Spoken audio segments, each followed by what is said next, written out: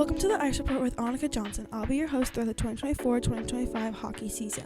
This podcast will cover all aspects of the NHL and PWHL, from good and bad teams to most important game recaps, and we'll be featuring journalists covering teams across the leagues. Why did Utah become a hockey team this year? Well, it used to be the Arizona Coyotes, and as you know, Arizona Coyotes used to play at Mullet Arena, where the Sun Devils of Arizona State University used to play their hockey games. They never had a set arena, which didn't help because they had only 5,000 audience, and they would never sell over 1,000. Arizona didn't have a set town to put an arena, so they were originally based in Glendale, but Glendale didn't have enough votes to put an arena there, and they never fully had like a secure ownership. But then there were two people in Utah that were like, I want the team, and they already had an arena at Delta Center, so it just worked out. So they bought out Arizona and made it the Utah Hockey Club. So as you were looking at the beginning of the season, October, Utah was playing very good. They beat the Rangers, they were on fire with scoring, but suddenly out of nowhere they've been shut out 4 times. They've lost 9 times in a row. And you're looking at it. Do they need to hit the panic button? There's many things that hasn't been going well for them. They have, first off, many injuries like Sean Durzi, John Marino, Connor Ingram. It's not very good to have lots of injuries. Like the Devils last year, they had lots of injuries, and see where they turned out last year. They've been very inconsistent with their playing style. Suddenly, they used to be fast, speedy players that can handle the puck well. Now, in November, they've only won 1 game, and they're getting outplayed every second of their game. In the start of the season, they were speedy players. They had scores, and now they have a lack of production on both sides of the ice. They never had a strong defense because obviously they had John Marino, who's a great defender with the Devils, and they had Sean Durzi in the beginning of the season. He was a phenomenal player, but now he has surgery. But you're looking out of the question, are they ready for the big league if they're not consistently having the same game style? You saw in the start of the season that all this team did was score. They scored. That's why how they beat the Rangers. All they did was score. Obviously, they didn't have a good defense, and they obviously got shot on 4-3 in overtime.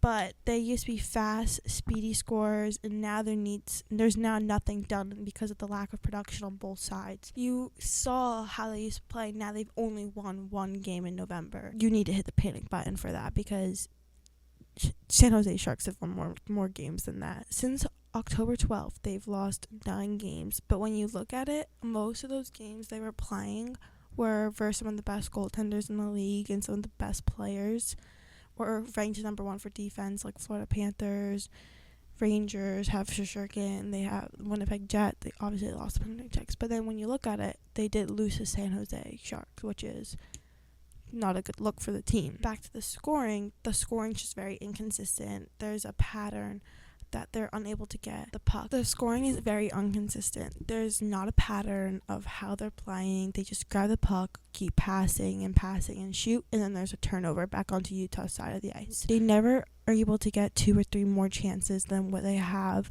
and just one shot, and then they're back to the other team. Their scoring is very impaired, and they're unable to maintain the puck. And you can tell that their passes are weak passes. They're not getting the good shots they want. If they do, it's very weak. For example, at the beginning of the season, Gunther had 5 goals in 3 games and then went scoreless in the next 6 games. That's just very inconsistent on the team. And you want a consistent team that scores every game and not get shut out every 3 games. You always see Nico trying to get the puck in the back of the net. Or you always see Jack just trying, and they are able to get more than 1 shot on goal. But Utah just doesn't seem to be able to do that. Utah is very weird because lots of their players are getting injured, and they're not calling up players. Usually on teams, if someone gets injured, you call up a prospect that you had that signed a contract. And Utah has very strong picks that they had in the draft this year, like TJ Ingela. He is great at what he does. His dad used to play in the NHL, and TJ was round 1, pick 6, which is very high for a player that's not playing now or getting called up at least. He is very strong and able to knock out opponents with his physicality and get the puck back to his stick. He is a master at puck possession. He's able to move the puck around traffic and around those defenders, and he's able to get away from the pressure that's on him when he has the puck. Another player that's very good, I believe, is a very strong player that I'm surprised he hasn't been called up, because has very strong physicality. He's able to move the puck. He's a very good two-way forward, and that's Cole Baudouin, who's round 1, pick 24. He's a power forward who has a reliable two-way game.